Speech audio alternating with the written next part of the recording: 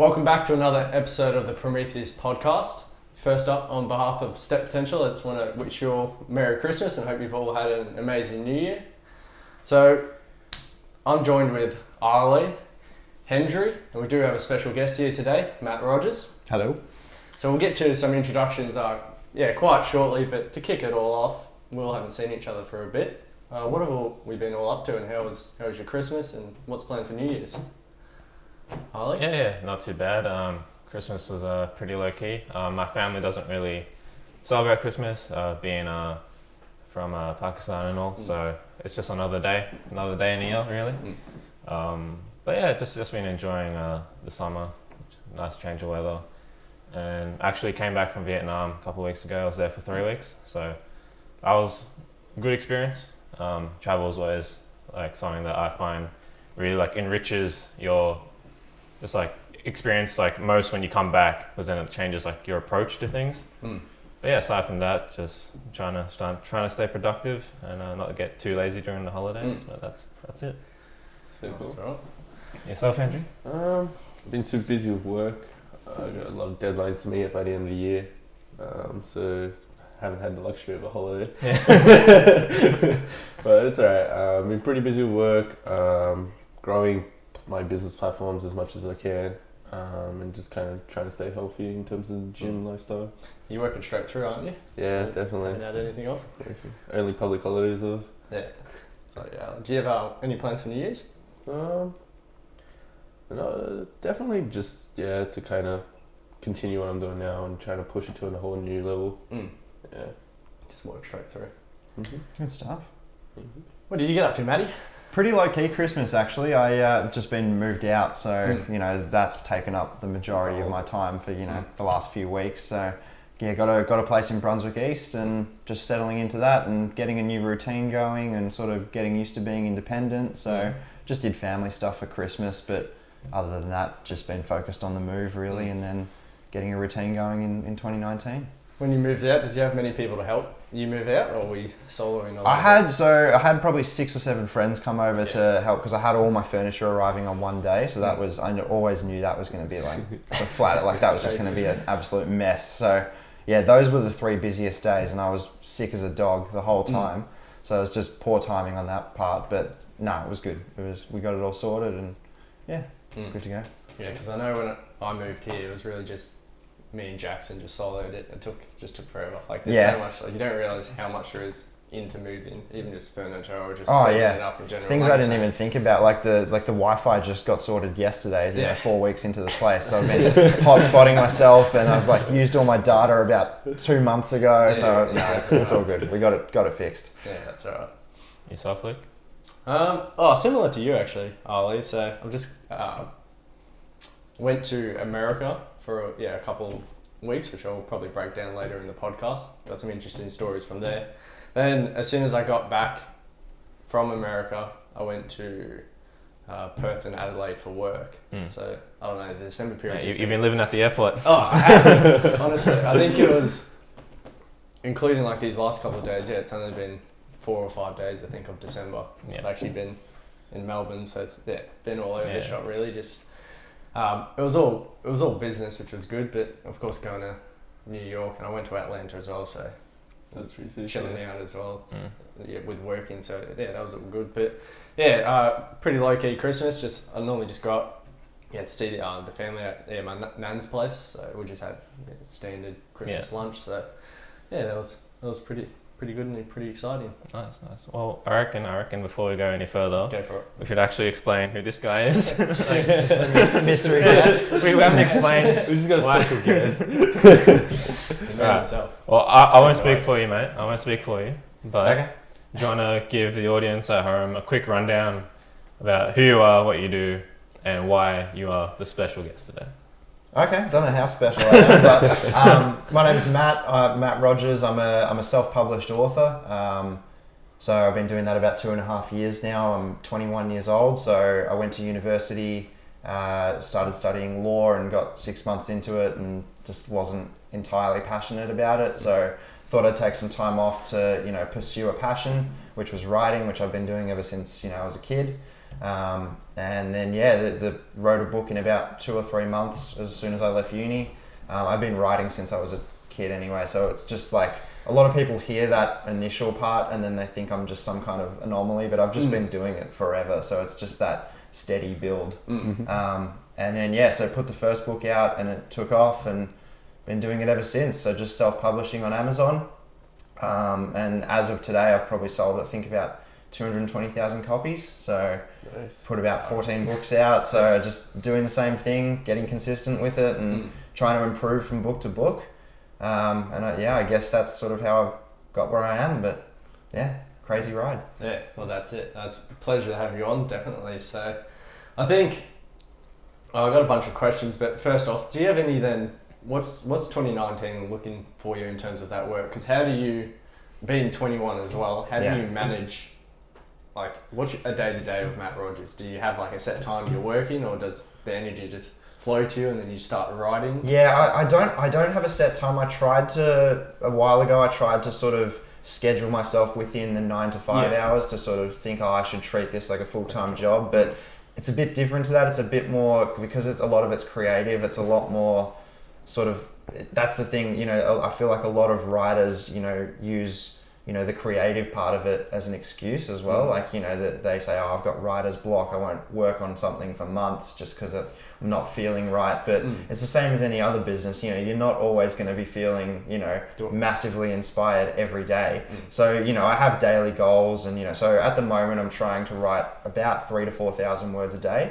So, most people look at that and they go, how the hell do you do that? But it's just that steady build again. Like, I went from writing 500 words a day when I was, in like primary school, I think I started, and then just tapping away at a keyboard for years and years, and then it's just built from there. So I try to hit that. I try to read a certain amount every day, because I feel like the more fiction I read, the more I'm sort of absorbing stuff, like just subconsciously. I'm not really like paying attention to it so much, but I'm just reading for sort of, I guess, entertainment, but also I'm picking up subtle things every now and then, like how a writer will do one thing, or how different styles work on, different, it's a lot of it's very, very subconscious, so I can't really explain like specifically how I write paragraphs and stuff. It just comes out. But so I try to write a certain amount every day, I try to read a certain amount every day, and I try to exercise every day, and that's sort of a loop, and the gym keeps me feeling good. And and then I can just keep chugging along. So we've mentioned it a few times in our podcast actually, but you just hit it perfectly, which it was, you've always been writing, and it's something that has built up and consistently, it's just sharpening that craft of yours. So you'd get people, I'm sure, all the time who, again, 3,000, 4,000 words that just could never do that in a day, but it's not like that came overnight. You've always consistently been a writer, and that's that's the thing. A way I try to explain it is like, a lot of people see that I left uni at 18, and then I just suddenly put my first book out and everything was going crazy. But I've been doing it for 10 or 12 years, so it's like I was like, if I'd started writing from scratch as soon as I left uni, I would be expecting to start doing well around 30, or like it's that long timeline of, or even if I took off on my first book. Like if I haven't been writing before that, there's always going to be that, that inconsistency and that sort of, I mean, you have to be amateur at everything, when you start. You're never going to be amazing at, something the first time you do it. So it's just been that steady improvement. And even after I put the first one out, I'm always looking to, get better and better. So it's pretty good. Yeah, great story. You're pull parts on that, Harley. I reckon, I think people, we live in, especially in the Western society, we live in a society of outcomes. So it's all input, output, cause, effect. You expect to do something and reap the rewards from it straight away. And people aren't used to the long-term game of investing. So people aren't used to going all in into something, putting resources into something, and surviving off the dividends that can't get paid out, right? So you get small little drip feed of reward or encouragement or motivation, but knowing that big payout isn't going to come until way down the line, right?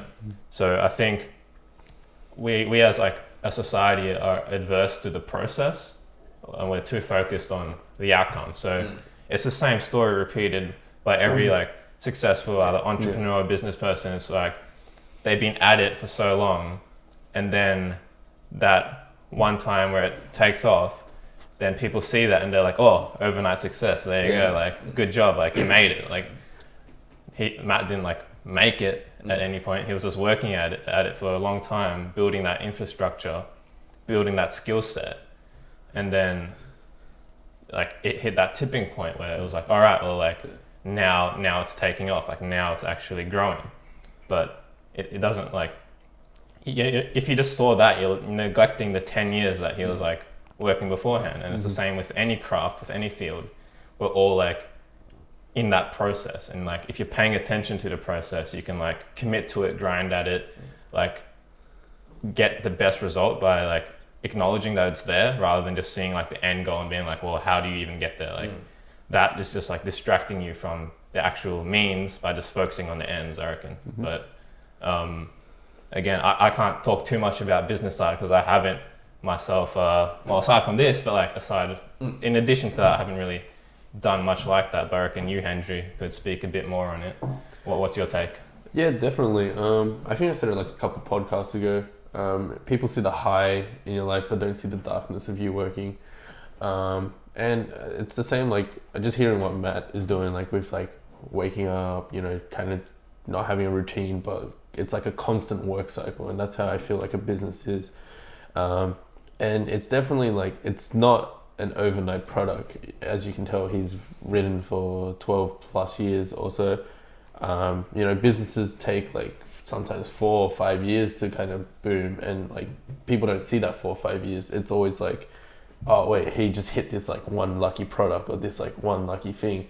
But I definitely feel that with business, it's always hard to kind of get yourself out there. And like Matt did a really good job of like taking that shot by leaving uni.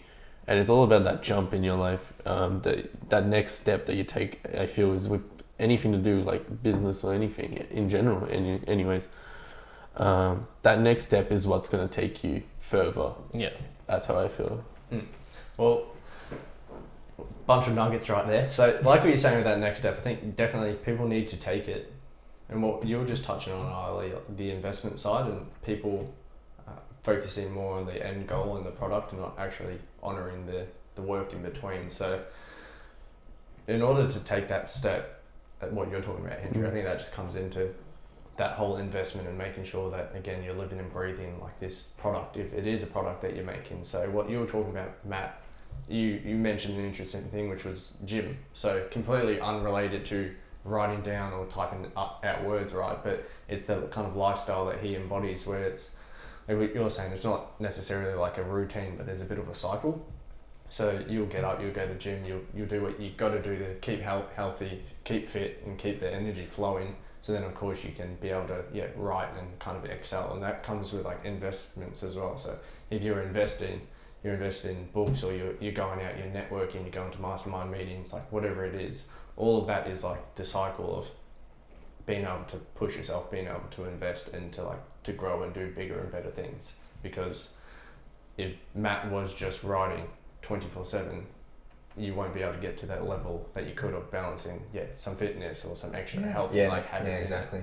I read this quote that was like, you know, how you do anything is how you do everything, which is where, and I find it is a cycle as well. Like, you know, that I'll go to the gym and I'll sort of, you know, push myself there, and then, you know, come home, have a shower, and then I've just got this sort of calmness, and it's like I've got everything out there, and then it's like I can just, then I'm even more focused on the actual work and the writing. And so sometimes I switch it up. That's the thing. I have no fixed schedule for every day, but I have certain things that I must do every day. So it's like wherever I can fit those in, you know, sometimes I have to cram them in at the end of the day, but most of the time it's a pretty smooth flow. But I haven't locked myself into, you know, you have to do this at this time, but I make sure I get them done every day. So it's just that balance of, you know, being a bit flexible, but also coming down on yourself and saying like, look, you know, this is what I've promised to myself that I'm going to do. I need to get it done. And just that daily consistency, I think, is, because, it's weird because I'll tell people, I've written 14 books in 2 years, full-length novels, and they'll say, that's insane. Are you just like, writing 24/7? And I'm really not, because it's all efficient work. It's, I'm doing things efficiently in certain pockets of time that I have. And, it only takes me, say, 2.5 hours to write 3,000 words. And it's very, it's very intensive, and I'm writing very fast, but it's more like I'm just compartmentalizing different areas of my life, and just at the same time finding that balance. So I'm not just, because I could sit at the computer for 10 hours and do the same amount of words, but I'd be stretching them out, and I'd be taking half an hour breaks in between, and I've just been very focused on minimizing that downtime when I am doing the thing. So when I go to the gym, I'm 100% there. When I'm writing, I'm 100% there. But there can be time in between that, but I'm very focused on the, not letting work drag out just for the sake of saying I spend hours and hours on things. I feel like there's this sort of grind mentality where it's like, I spend 14 hours a day on my, you can get things done very fast if you are 100% in the moment. And I feel like that's a problem in today's society. I don't know if you guys want to add to that, where it's like, I feel like a lot of it is, there's distractions everywhere, and it can be so hard to resist that. Write 2 words and check Instagram, and write through, so when I'm doing things, I'm there. And I don't know if you guys want to. Yeah, well, we broke a similar method out on a previous podcast, and Ali, you mentioned it about difference between busy and being productive, and I think if people listening can take something into that new year, it's that to know the difference between the two, and obviously set some goals for 2019, but understand, like you're saying, Matt, it's 100% in the gym and then 100% writing. When you're stuffing around, when you're checking Instagram, when you're having your breaks, when you're just getting distracted, or getting caught up in that mentality as well, and even thinking, I'm, like you're saying, 14 hours on the grind. People, if you've noticed, especially adolescents, they do that with sleep. It goes lack of sleep, like I'll stay up as late as I can. They're probably not even doing anything, but it's like, if I go to school and I talk about how I went to bed at 12, 4 hours sleep, look at me, I'm the machine. And I guarantee you, anyone saying they spent 14 hours on the grind did not spend an actual 14 hours. It would have been, it's just, I don't think you can physically concentrate on something 100% all in for that long. It's like I'd say maybe it's like there was some study where, most people who work in the 9 to 5 get about 3.5 hours of actual work done in that 8-hour window. It could have been even less. I can't 100% remember it. But I agree with that. It's also like 9 to 5. You got, and then comparing to you writing books. I mean, you're passionate about books, so like when you write, since you're passionate about it, your time is, or your mind is fully locked into it. Whereas like a 9 to 5, I feel like the majority of people don't really feel passionate about their job, or like they don't mind their job. They just like, they enjoy the job, but they're not fully passionate about it, so they're not fully locked into it. So I definitely agree with like you saying like, people don't really like do much, or like don't work the whole 9 to 5 during the time, because it's 2 different completely sides of you working on something you're passionate about and you working on something that you're not passionate about. And then the other thing that I noticed as well is, like you say, like you can write 3,000 or 4,000 words in a couple of hours. I feel like that's because like you've been honing your skills for like the past couple of years, and that's why you're so efficient at it. Yeah, and I haven't even actually realized, like, people will see me typing and go, how the hell do you type so fast? And I don't even understand that I'm doing that. It's just that I feel like if you stick with anything for long enough, it's just you build up that mastery of it. It can be writing, it can be anything, it's just like if you're really paying attention to getting slightly more efficient as you progress, that opens up the whole world. It's crazy. Yeah, definitely. With anything in general, like the more you work at it, the more efficient you become, because you pick up skills as you go. That's how I feel.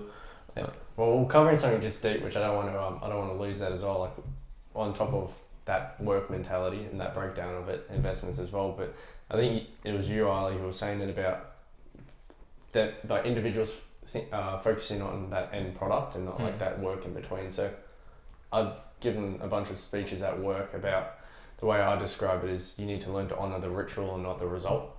Because again, the result changes. When the result changes, your motivation and your focus shifts as well. And breaking it down to young individuals like ourselves, of course, when they're finishing high school, they're focused on the exam result, and they're focused on what university they want, what pathway, the car, the house, and it just like kind of continues like that. And that's like a vicious cycle in itself. Like you don't want to ever be focused wholly and solely on result-based tasks, because of course, as soon as that result is taken away, you're left lost essentially. So then you don't know what you want to do, or you don't know why you were even doing it in the first place. But if instead you can honor the ritual and focus on getting up in the morning, focus on going to the gym, focus on riding itself. Like sure, it might not be the end structure, but Matt, I'm sure you're not focused on writing 10 books next year. But next year you could be focused on, I just really want to honor that ritual. Yeah, exactly. And get that cycle down. Well, like I've never set goals in terms of like, how much money I want to make or how much like, because I feel like that's so dependent on, Amazon could announce that they're cancelling the, one of the programs that I'm in. Like, so I'm in this program called Kindle Unlimited, which is where it's like Netflix for books. So people pay $10 a month and they can borrow any book for free. And then, well, not for free because they're paying per month, but, and then they, they read through it, and then I get paid based on the number of pages that are read. So it's a minuscule amount, but Amazon could announce tomorrow that they're getting rid of that program, and that's, 60% of my income gone. And, they have the capacity to do that. They've dropped bigger things than Kindle Unlimited because they're a $1 trillion company. So it's like, it's really like whatever the hell they want to do. I'm just, at the mercy of them. But, that's never been my, and I feel like people get so caught up in that as well. They say, I want to have this car by the time I'm 25, or they want to, that can fluctuate. Those things aren't necessarily in your control. What's in your control is what you do every day. And, and that's where I think the consistency comes in as well. Because it's like what you do every day, no matter what, even if there's a delay, say Amazon cancels Kindle Unlimited in my case, I'll still be doing the same things every day. I'm still, down the line, then your results might look like this, but if you're doing the same things every day, you will slowly build that future, and it'll trend upwards no matter what's going on in the markets or whatever. 100%. I definitely do agree with that. It's like when because it leads to something you're passionate about, so you just continue doing it, and you continue working through the hardship of it, and you find different revenues, or you different avenues, of like publishing your books or getting your name out there. There's always different ways, and it's like I feel like that's also like a fun part of being like a business owner or something. It's you don't you expect the unexpected. Yeah, it's definitely not predictable. It's not. Yeah.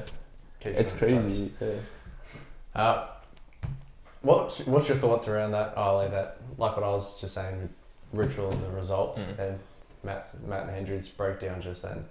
Well, it's actually something I've been actually struggling with this last year, and I think struggled with for a long time. It's only quite recently, like I'm new to like this new mindset, because like I've always been the type of person who like thrives in the system. So like in school, I always did well because like just that outcome orientation was just natural to me. So it's just like, I know how to get those A's. I know how to get the A+. I know how to get that like high ATAR. I know how to do all this. I know how to ace that test, write a good essay. Like it was all outcome oriented like the whole way through.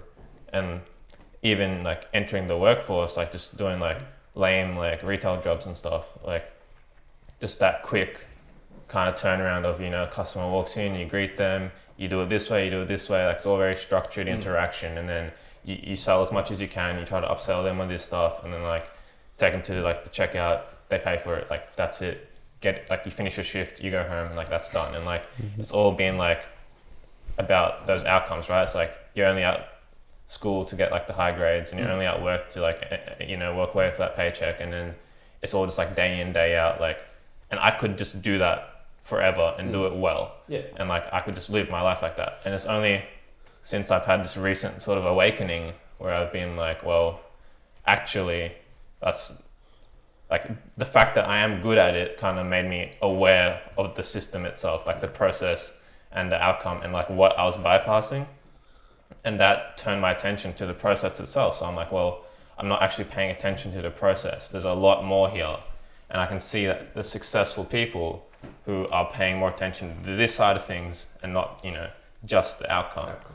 And then, so this past year, like 2018, the whole year I've been trying to grow that awareness inside of me, and most of all that patience, that patience to just see things through. Because again, like my outcome orientation has made me quit on so many things, like whether that's, I quit basketball after like 10 years of playing because I just got fed up with it because like I was too focused on outcomes. I didn't want to put the training in or go through the failures because it's just like too depressing for me. And then I quit learning the piano. Like I tried self-teaching myself piano for like a year.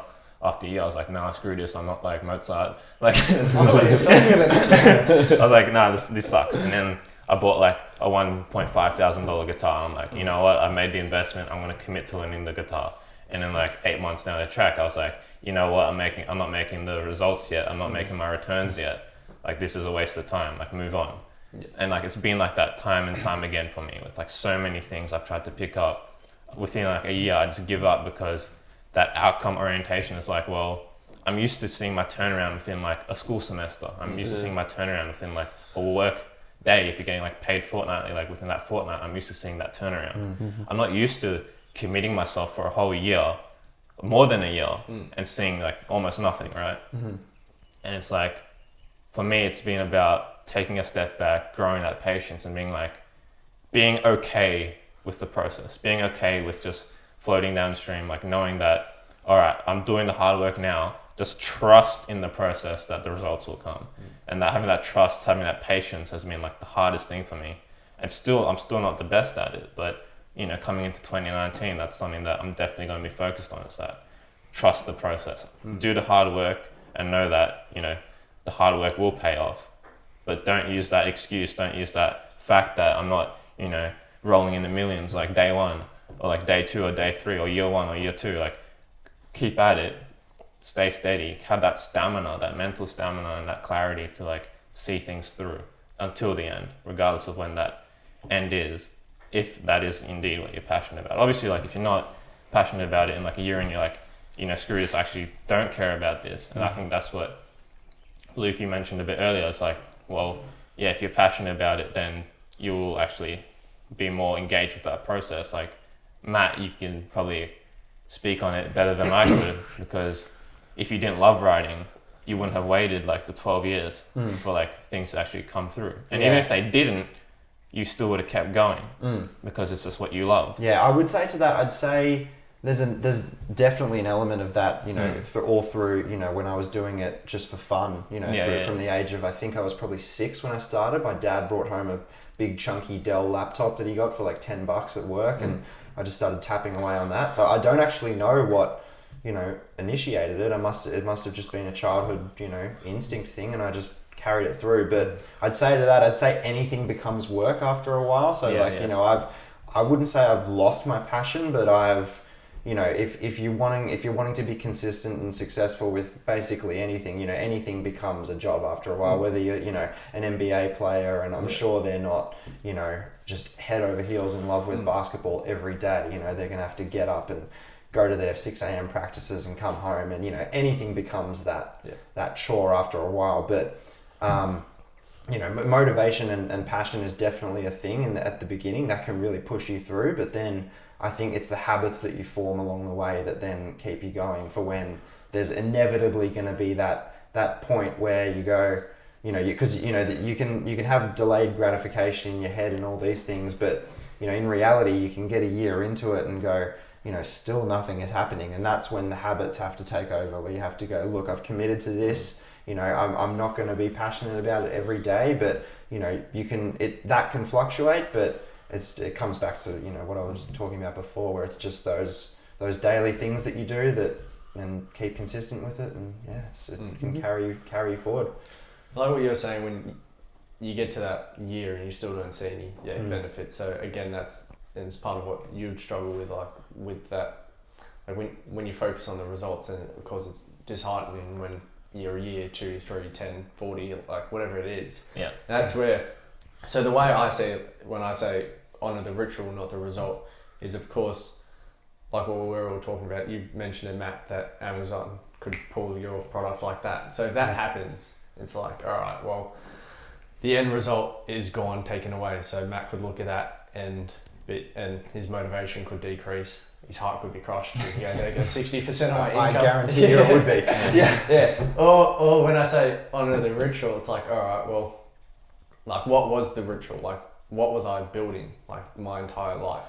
I was getting up early. There's an element of dedication. There's an element of commitment, work ethic that I've cultivated all these years. So you can hold on to that, or you can hold on to something which has just been, and will inevitably be taken away, because the result, like I said, will always change. Yeah. So yeah, you could be looking for that ATAR score, and then that university, and then you want that car. But as soon as you get that car, then you're like, well, what's next? Again, you chase that, and you're in that cycle. Or it's focusing on, all right, well, sure, I might want to, I don't know, let's say be a bodybuilder. So you're up every morning, you're hitting the gym, you're doing all that. That's a ritual in itself. So you can honor that, and you might not get the results that you want, but then if that dream then changes, you then can extract all those core elements that you've just implemented through the ritual and put that into your new job or your new career or anything else, any aspect of your life. You can implement all those little bits and pieces, because it's that work ethic, the commitment, that drive that you can extract from those experiences. But if you focus on the product, you can never touch those, because again, the product's taken away and you're left lost and you've got no idea like what's going on. But if you're honoring the ritual, like for work, let's say, because again, like I still work, and it's not like I get up every day and go, I love telecommunications, like I can't wait to manage this and work with it. But I'm always the first one there, and I always make sure I'm the hardest worker. And that's like hands down, and I've always honored that ritual. So then when I would go for a new job or a new position, let's say a specialist role or a higher manager role, and I went for these two positions, right? And I owned the role. I pretty much did it like throughout the entire state, but I didn't get it because, again, like we all say age discrimination doesn't exist, but when you're a 19-year-old kid in like a room with like 20, 10, 30 year like managers, like there comes a time when business, of course, is not going to pick the 19-year-old.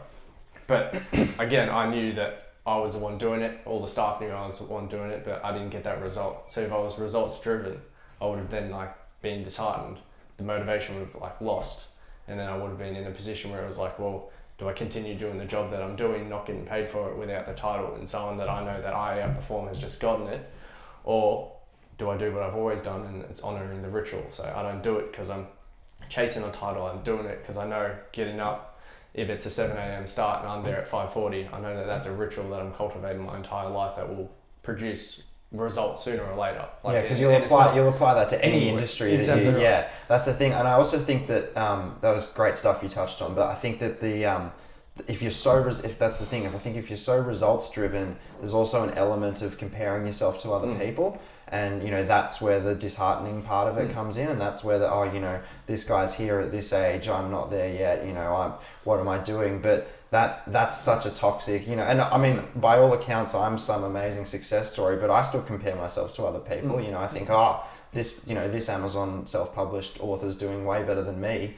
What am I doing? There's always that element. So you gotta drown that out. And I read something that was like, compare yourself to who you were yesterday, not to who someone else is today. So just that constant, you can't control, and that's why I'm not so focused anymore on the, put this many books out, make this much money, get this house, get this, like those are good. I mean, they can be good goals to have, but they're not always going to go the way you think they're going to go. But if you set certain things up for yourself every day that you have to do, that if you that's completely up to you. If you get them done, and if you don't get them done, that was entirely your. So it's like taking accountability for, I've set these things today. I can hit all these or not hit all these. That's entirely within my control. It doesn't matter what happens outside of that or what they lead to. And then you can day to day improve and, add little more efficient things as each day goes on. And, you'll look back 10 years from now and go, holy shit, like this is where I am now. Like, and you never would have predicted that. And it might be, you might have, the 10 years might have looked like this, but eventually you're going to end up higher than, where you started. So that's my philosophy about it. I definitely agree with that. And it's if you just keep at that work, I feel like that's what separates you from the others. Yeah. And it's like touching back on what Ali said before. It's like being patient, and like if you just stick to that ritual, you don't really feel like you're being patient. It's just like it's just something that you don't eat every day, so it feels normal to you, and eventually it would all pay off.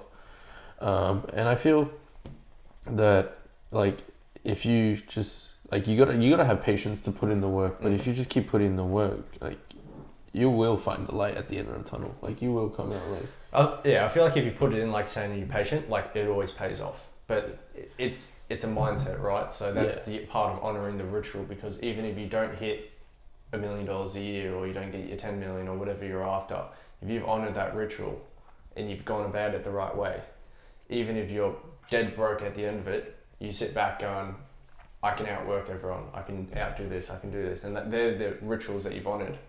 So then the views and values of what you're thinking about completely changes.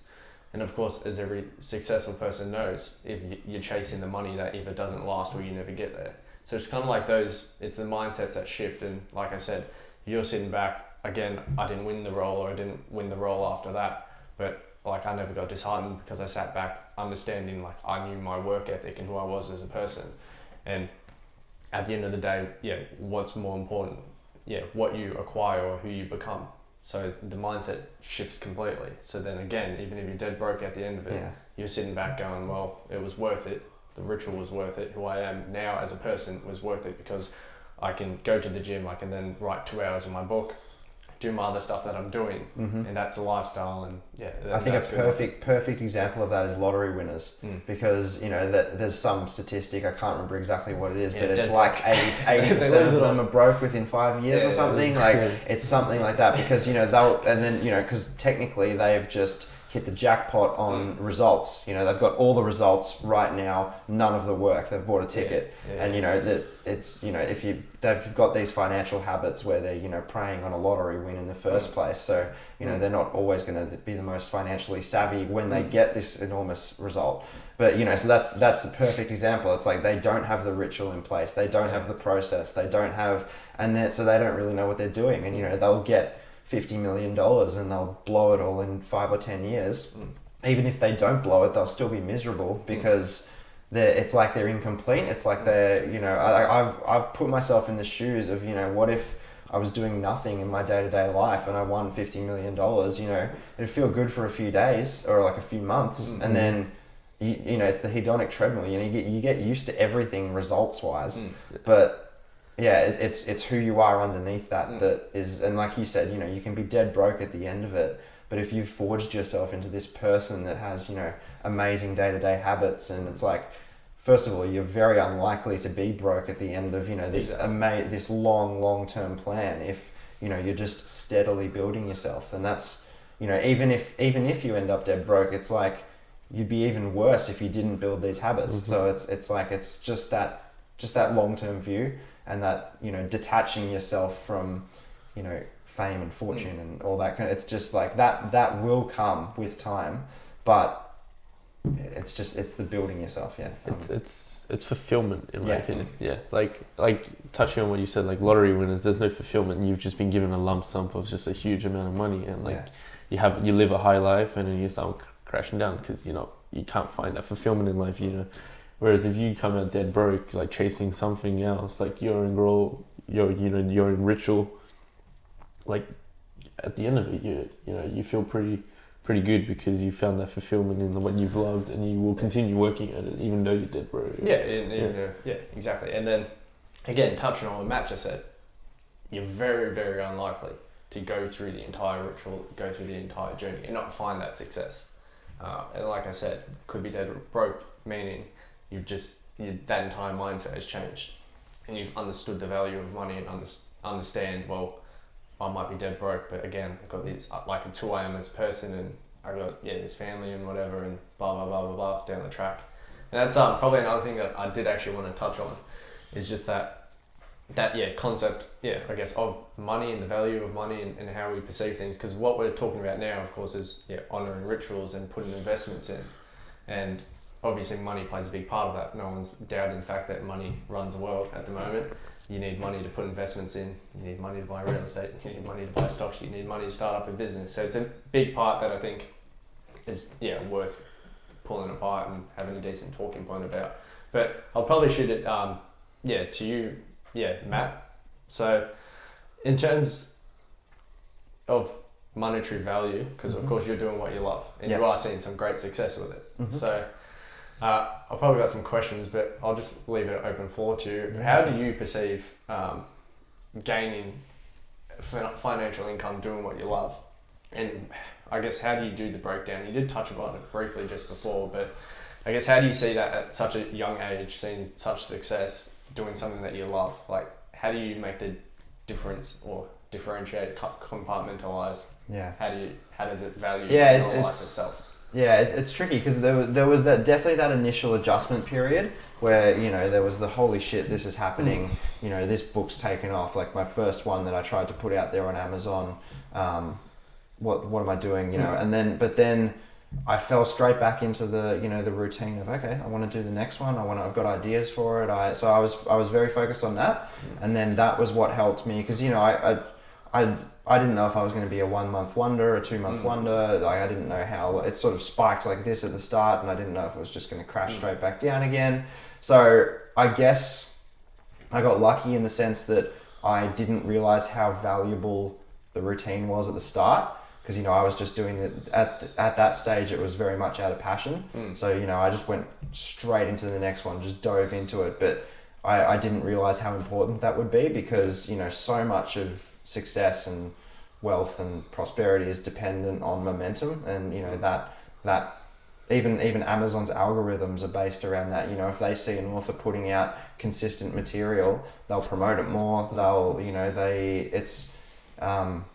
there's that verse in the Bible, it's like the Matthew principle or something, like the rich get richer and the poor get poorer, and it applies to, and that's also what I think with the consistent habits. It's like you're so unlikely to end up broke over the long term, because as you accumulate more and more of, it's just knowledge and routines and consistency, like the compound effect kicks in with anything, not just money. It's like, your schedule, so that's why I've been so focused on that. But yeah, in terms of money, it's just, there was that adjustment period of wow, I'm doing well, like, I can sort of support myself now, I can do this all the time.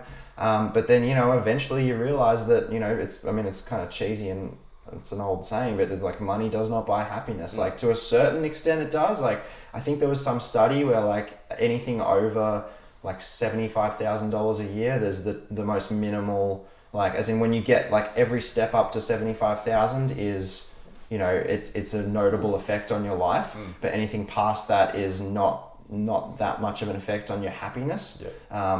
So I found that really interesting, and I've over time I've learned to detach myself from that. It's like, it's great that I'm doing well, but it's not that I would rather be. And it comes back to the lottery winner thing as well. It's like, I would rather be dead broke and build myself up to say $60,000 a year. That would make me so much more happy than if I won 50 million in the lottery, like just from doing nothing and having no patterns built in. Like, that's so much more fulfilling, because that proves that you're on an upward trajectory, you're aiming somewhere with your life, and like that developing that routine is just so key. So that's how I stay sort of separated from all the success and all the trappings. And it's like, you get to the point where it's like, okay, I could go on a bender for 6 months and blow it all, but it's like at the end of it I'd be sitting there going, well, I just dissolved every habit that I formed, and like I just cool, I had a great time for 6 months, but start from scratch again. Yeah, exactly. And it's like, and then I've destroyed all the these positive habits that I've built up. So yeah, I just get immense joy out of doing the same things every day. Really, it's just like that's the same thing where it's like I've separated myself from the results. So it's great that this is happening, but I'm never gonna let that. I'm never gonna see that and go, oh, okay, I'm done. Like, I'm stepping away. That's me done. I'm just gonna do nothing for the rest of my life. It's like eventually everything goes downhill. So I just want to keep, if you leave it for long enough. I mean, not. So I just want to keep, instilling the same habits, getting better and better, and that's what I get fulfillment and satisfaction out of. So yeah. Guest speaker becomes a recurring speaker. What's your you have some interesting thoughts. You're the wise wizard, Harley. How do you see money, and I guess with Matt's story, and personally, because of course, you personally know Matt more than we know Matt. So what's your mindset or opinion with it? Yeah, well, what's that saying? Poor people have poor people problems, and rich people have rich people problems. So like everyone has problems, right? And like people find some way to be unhappy. People find ways to be miserable. So like. Yeah, when was the last time you saw like a guy like driving his BMW, like an old man in a suit, and he looked like happy in his car, like, but then obviously like homeless guy on the street also doesn't look like that stoked either. So like, yeah, that's an important balance. Yeah, so like misery will like find you if you don't like find something that's stronger than that, right? So like whether that is like your process that you're talking about, or is those habits that like give you like that cadence, like give you the rhythm to like outlast like fluctuations and things, like as you were saying. Again, like it's something that I'm trying to improve, and just hearing you guys talk, which I view all three of you as like perhaps being a bit more stronger in that skill set than I am. So this is like, I don't know, call it therapy, calling it like a master class, like call it what you want. Damn, we're gonna have to start charging you. call it what you want, but I think just like keeping an ear out to you three talk, it sounds like it really is like that cultivation of that habits and those routines, and allowing like that rhythm, like that autopilot, I guess, that takes over when you do like have a daily structure, and making sure that that's strong enough to lift you up and guide you towards that success. So again, whether it's like that ritual that you talk about, or just like your daily process that you're talking about, it's just that daily interaction with, the set system you've like instilled in your life that will help you bring you there. So is that the takeaway? Like, is that for me and like perhaps people listening at home who aren't as strong in this capacity, is it really like just having the right habits, and what type of habits should we be like implementing? Yeah, well, I think you need to focus on those habits, and what you just said, like about rich people find something to be unhappy about, and vice versa. So you got to have that. You got to understand the value of money, and the value of yourself, and the value of people, because what you were saying, Matt, money isn't everything, but options are. And again, yes, you have more options when you have more money.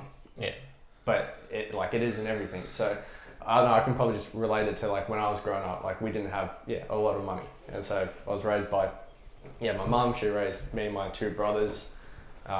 We didn't have a lot. I know there was plenty of times where half the house was either boarded out, we'd all be in the same room, or I mean one moment in particular, like breakfast, lunch and dinner, we just ate Weet-Bix for months and months. So like we didn't have much money at all. But it's all about that perspective. Like I never looked at my childhood and thought like I was super unhappy at all. And of course, I guess that made me honor rituals and honor character over like everything. So then I put myself to work, and like every single day since like 6 or 7 years old. So then I hit to this point similar to, I guess you, Matt, in the terms of like you have some sort of success.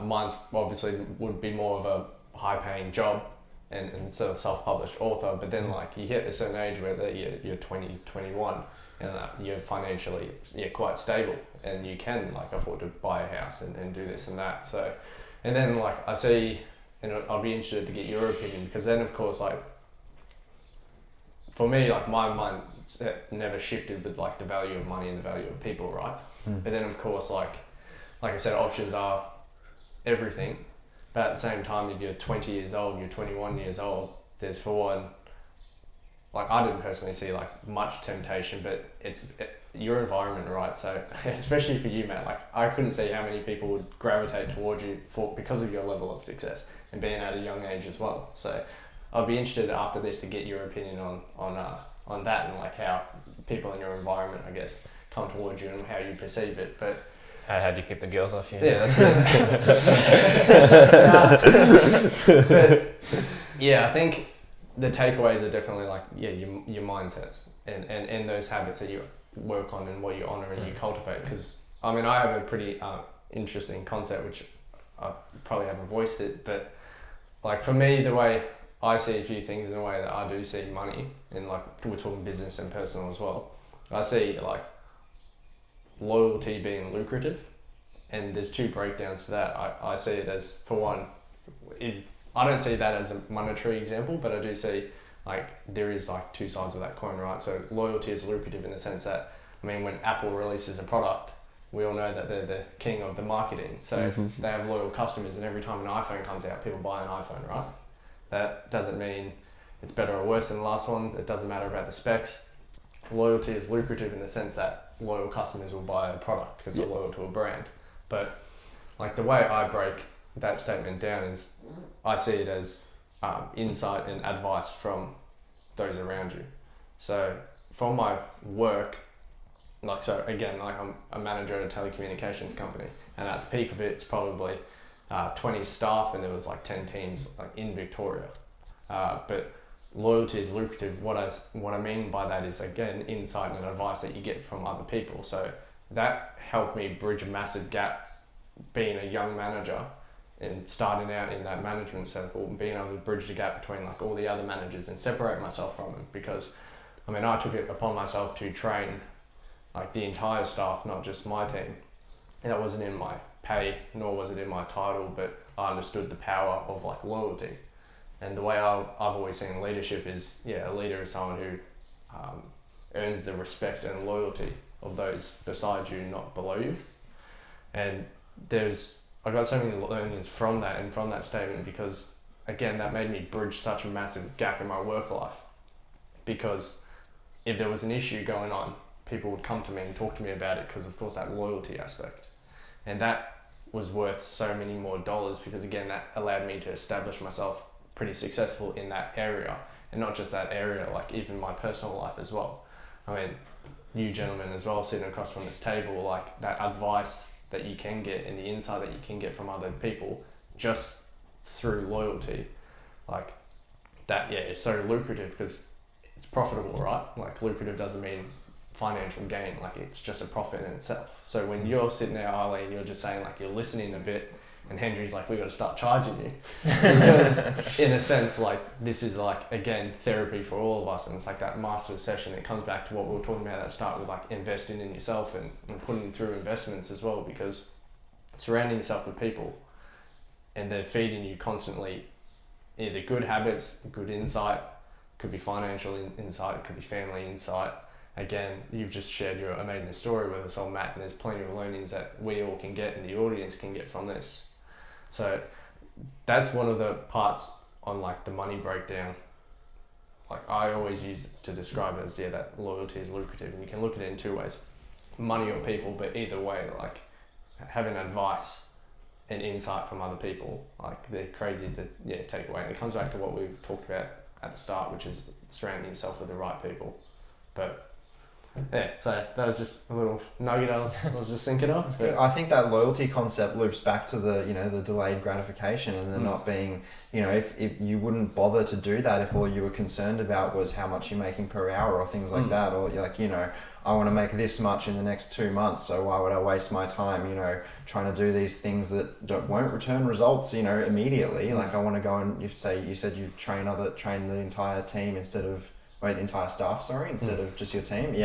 Things like that. It's like, that's that mindset shift where you go, I can try things now that, like when it's like when I write a book, I'm not going to get paid for that for 6 or 7 months until after I've released it, because of the Amazon delay thing. So it's like, and so that was the thing that I took off at the start, and I was seeing all these sales, and I didn't have any money yet, because there was that process of it's just that delayed gratification mindset is applies to everything in your life if you really harness it.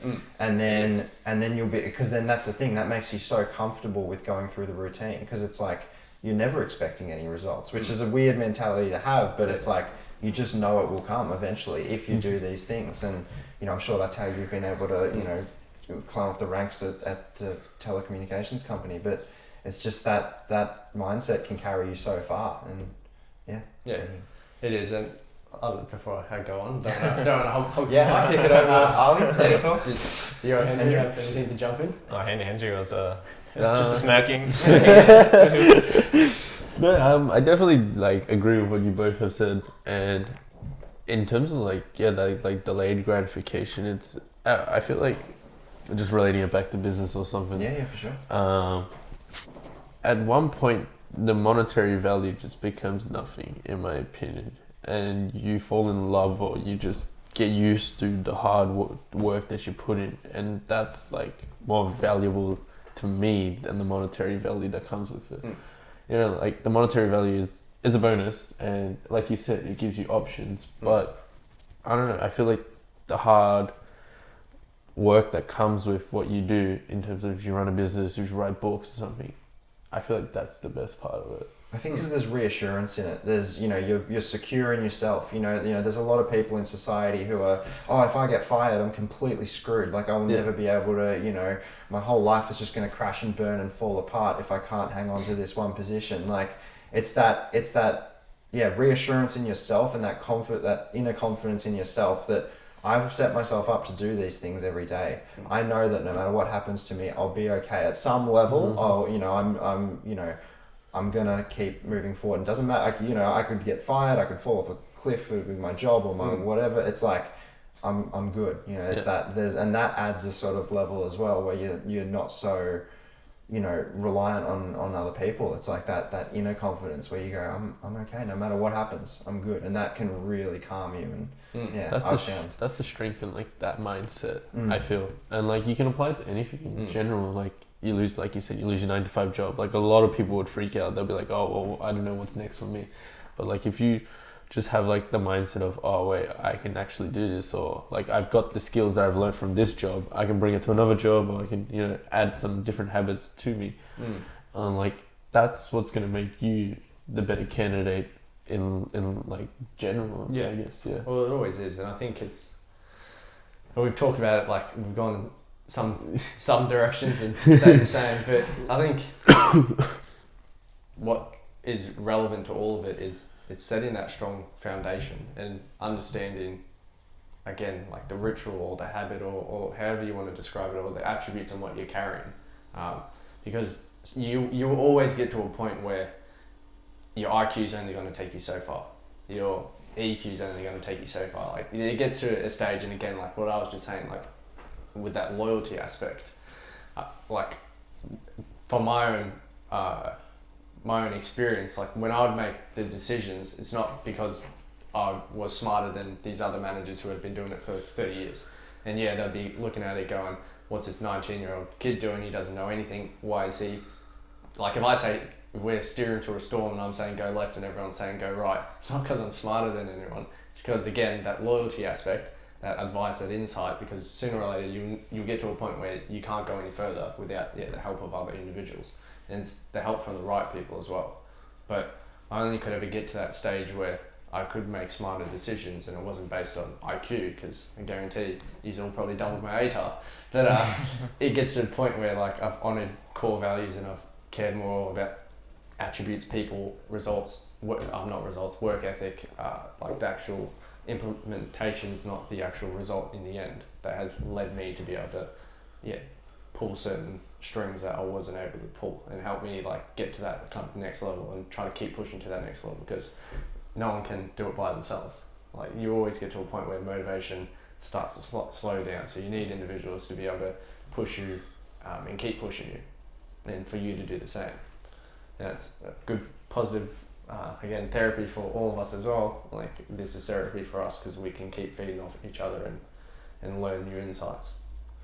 That's why I say like surround yourselves with those who think alike, because you have strength in numbers, and when one falls down, you help the other up, or if you fall down, your friends will help you up, the people will help you up, and that's the beauty of it, I guess. Yeah, well, the strength of the wolf is the pack, and the strength of the pack is the wolf. Like, so at the end of the day, like, son.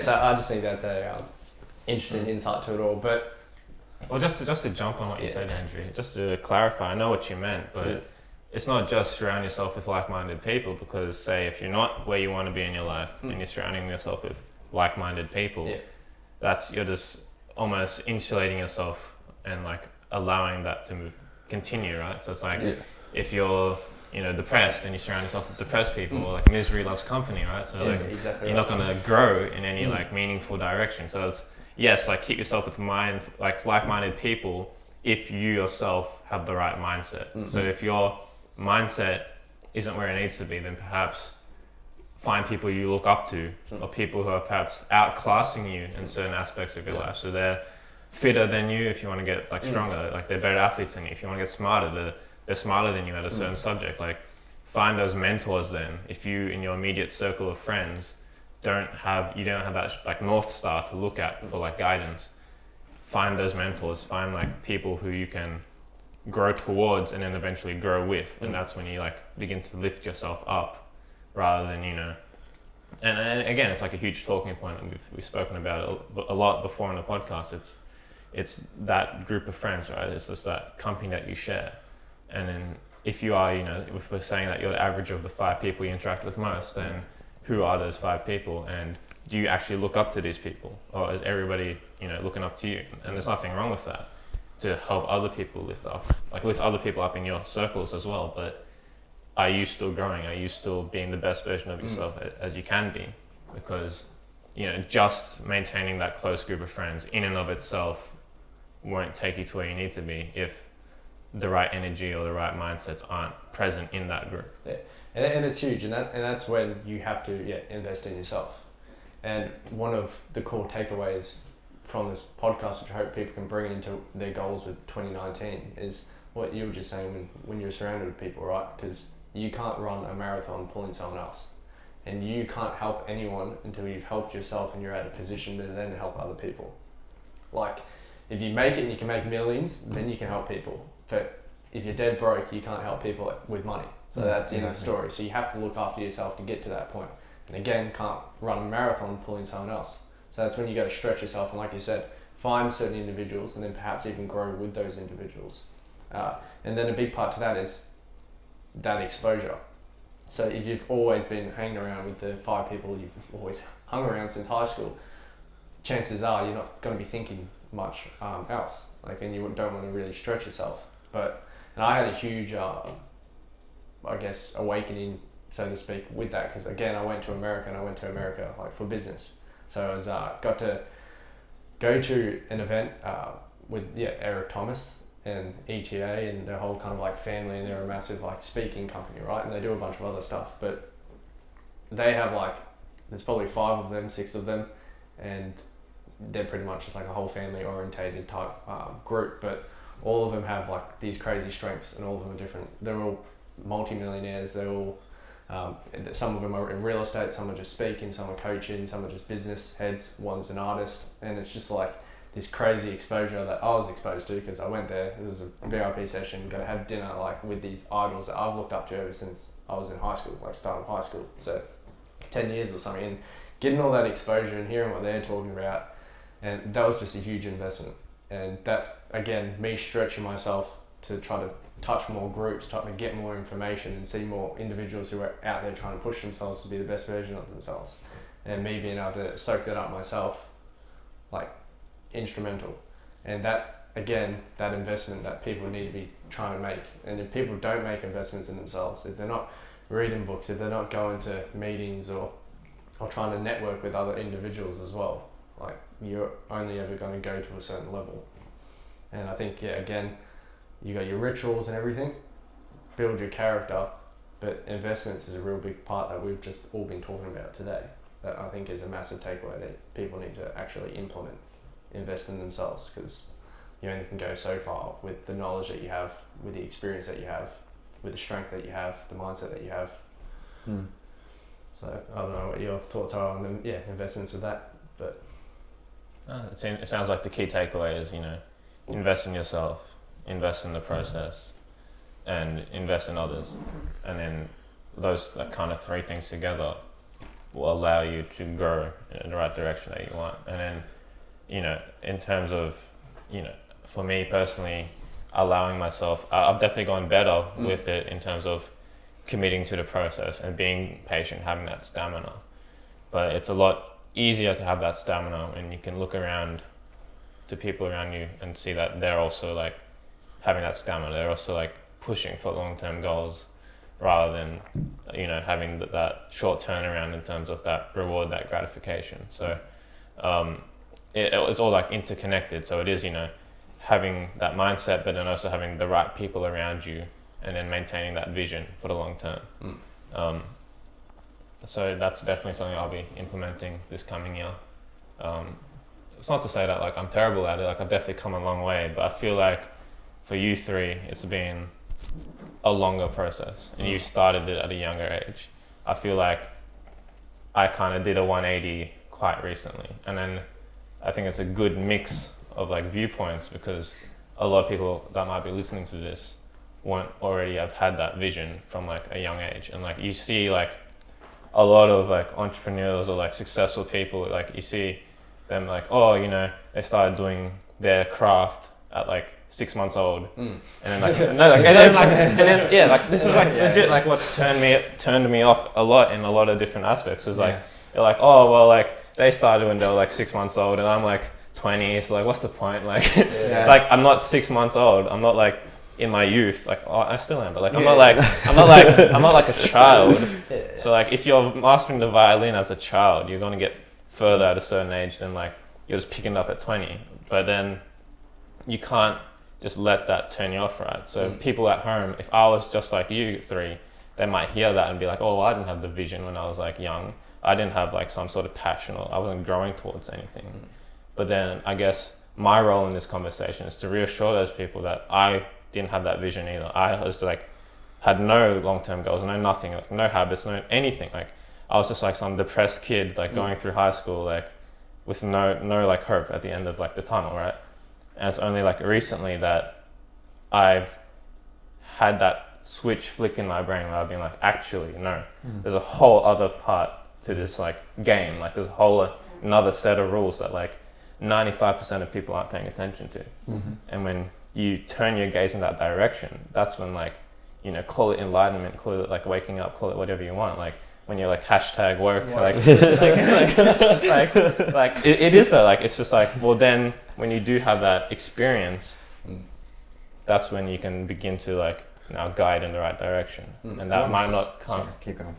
No, we'll come back. But like, it might not have been there always. And that's what I guess what I'm trying to reassure people who might be listening is that that's okay. Like it doesn't matter how old you are. I feel like only coming to it at like 50 years old, like be grateful you came to it at 50 years old and not on your deathbed, it doesn't matter if you didn't start at 6 months old, because that's like the narrative that society loves to push, because it's like a great narrative. It's like, oh, he was born, he was destined, like destiny, like we like to talk about like that word, it's like it was written in the stars, like it was just going to happen. But like it's not like that for the vast majority of people, and people can't claim that story for themselves. Like people can't claim that underdog story all the time. Like I had like a pretty cushy upbringing, but I still ended up like depressed and like mentally ill and like all this stuff. But like it's about knowing that like there is always still time to change for the better, and then committing to that change and trying to surround yourself with people who will support that change in you, rather than people just like bring you down. What's that quote where it was like the best time to plant a tree was 10 years ago and the second best time is today? Something like that. It's the same thing where it's like, I'll quote you. I think that's an old like Buddhist proverb. Quote me on that. But I mean that's the thing. It's like and I think that pulls back to the compare yourself to who you were yesterday, not to who someone else is today, and that's like so powerful, because I mean I guess technically I've had the thing where I started at such a young age, and it's like a lot of people look at that and they go, oh well, I'm never going to make it, but like I have this philosophy of like, well, what else are you going to do? It's like you might as well align yourself with this. It's like, well, you can either look back and say, oh, he started so young, I'm never going to make it, and it's like you are where you are right now, and you've got these limitless possibilities in front of you of where your life is going to go. It's like, are you going to choose to say, it's that victim's mentality where you choose to say, oh, well, he had it really good back then, or she had it, blessed from childhood. But that doesn't always lead to happiness.